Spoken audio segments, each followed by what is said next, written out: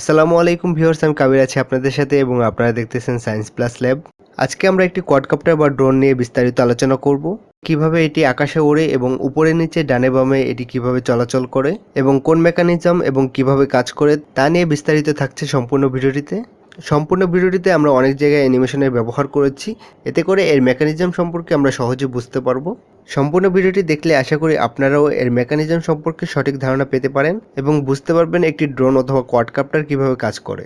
ভিডিওটি ভালো লাগলে লাইক, শেয়ার এবং কমেন্ট করতে ভুলবেন না। আর আপনি যদি আমার চ্যানেলে নতুন হয়ে থাকেন তাহলে চ্যানেলটি সাবস্ক্রাইব করে নেবেন এবং পাশের নোটিফিকেশন বেলটি অন করে রাখবেন সকল আপডেট সবার আগে পাওয়ার জন্য।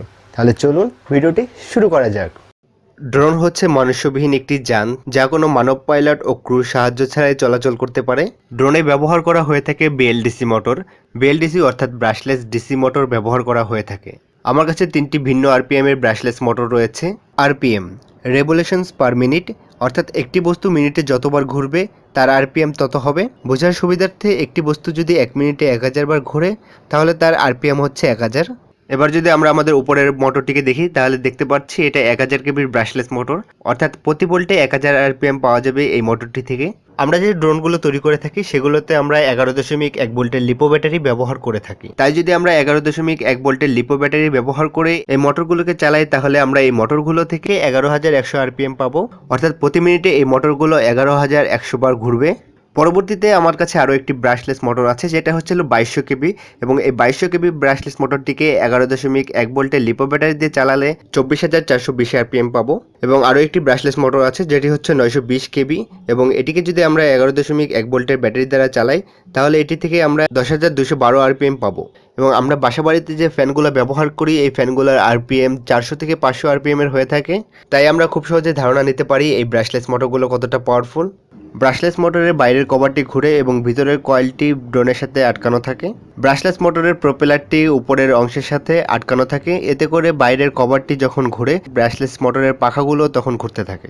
আমরা যদি এর প্রপেলার অর্থাৎ পাখাগুলোর দিকে একটু লক্ষ্য করি তাহলে আমরা দেখতে পারবো এর পাখাগুলো কিন্তু সোজা থাকে না, এর পাখাগুলো পিছনের দিকে একটু বাঁকানো থাকে। ফলে হাই আরপিএম এ প্রপেলারগুলো ঘোরার সময় লিফট ফোর্স উৎপন্ন হয়, এবং এই লিফট ফোর্সের ফলে প্রপেলারগুলো থেকে যে থ্রাস্ট উৎপন্ন হয় তা যদি ড্রোনটির ওজন থেকে বেশি হয়ে থাকে তাহলে ড্রোনটি উপরের দিকে উঠতে থাকবে। ড্রোনটির ওজন এবং থ্রাস্ট যদি সমান হয়ে থাকে তাহলে ড্রোনটি এক জায়গায় স্টেবল হয়ে আকাশে ভেসে থাকবে। অনেকেই মনে করেন ড্রোনের সবগুলো মোটর একই দিকে ঘোরে, কিন্তু না। ধরে নেই সবগুলো মোটর একই দিকে ঘুরছে, তাহলে কি হবে? আমরা সবাই নিউটনের তৃতীয় সূত্রটি জানি, প্রত্যেকটি ক্রিয়ার সমান ও বিপরীতমুখী প্রতিক্রিয়া রয়েছে।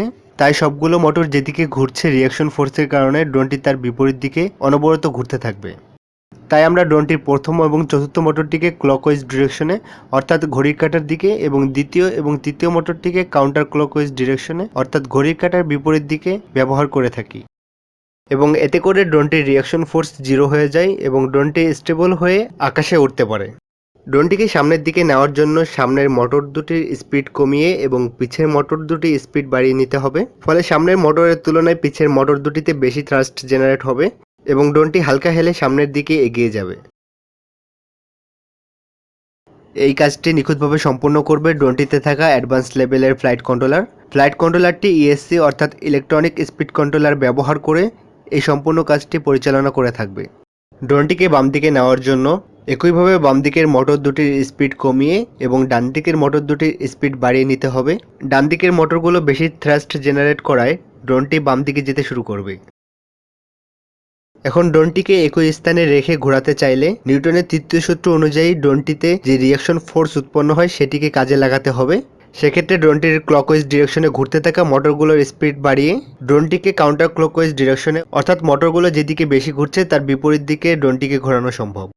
এবং একইভাবে কাউন্টার ক্লকওয়াইজ ডিরেকশনে মোটরগুলোর স্পিড বাড়িয়ে ড্রোনটিকে ক্লকওয়াইজ ডিরেকশনে বা ঘড়ির কাঁটার দিকে ঘোরানো সম্ভব।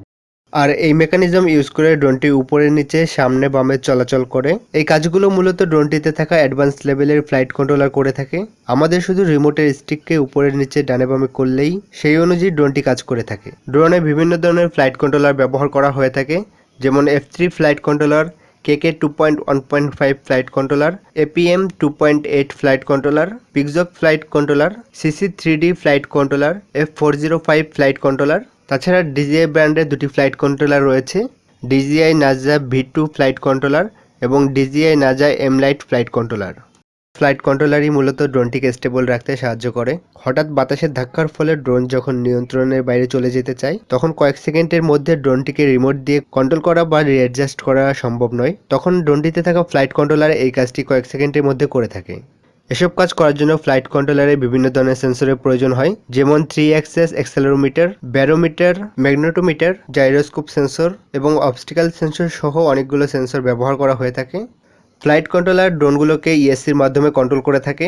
ইএসসি অর্থাৎ ইলেকট্রনিক স্পিড কন্ট্রোলার। ড্রোন তৈরিতেও কয়েকটি ধরনের ইএসসি ব্যবহার করা হয়, যেমন one shot ESC, opto ESC, DShot ESC এবং নর্মাল ও ব্র্যান্ডেড ইএসসি ব্যবহার করা হয়ে থাকে। অনেক ফ্লাইট কন্ট্রোলারে জিপিএস মডিউল অ্যাড করা যায়। অনেকের মনে প্রশ্ন আসতে পারে জিপিএস মডিউল কেন অ্যাড করতে হয়।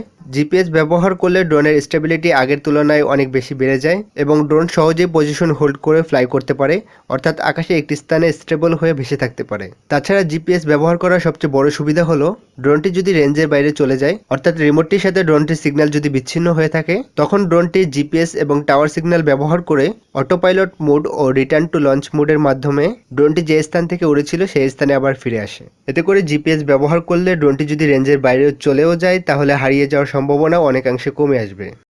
সম্পূর্ণ সিস্টেমটিকে রান করার জন্য এখানে একটি পাওয়ারফুল ব্যাটারির প্রয়োজন হচ্ছে। ড্রোনে ব্যাটারি হিসেবে লিপো ব্যাটারি ব্যবহার করা হয়ে থাকে। বেশিরভাগ সময় ড্রোনে আমরা 11.1 ভোল্টের 3 সেলের ব্যাটারি ব্যবহার করে থাকি। অনেক ক্ষেত্রে আমরা 14.8 ভোল্টের 4 সেলের ব্যাটারি ব্যবহার করে থাকি। লিপো ব্যাটারি আকারে ছোট হলেও অন্যান্য ব্যাটারির তুলনায় এটি অনেক পাওয়ারফুল, তাই ড্রোনের পাওয়ারফুল মোটরগুলো পরিচালনা করার জন্য আমরা লিপো ব্যাটারি ব্যবহার করে থাকি। ভিডিওটি ভালো লাগলে লাইক, শেয়ার এবং কমেন্ট করতে ভুলবেন না। দেখা হচ্ছে পরবর্তী ভিডিওতে।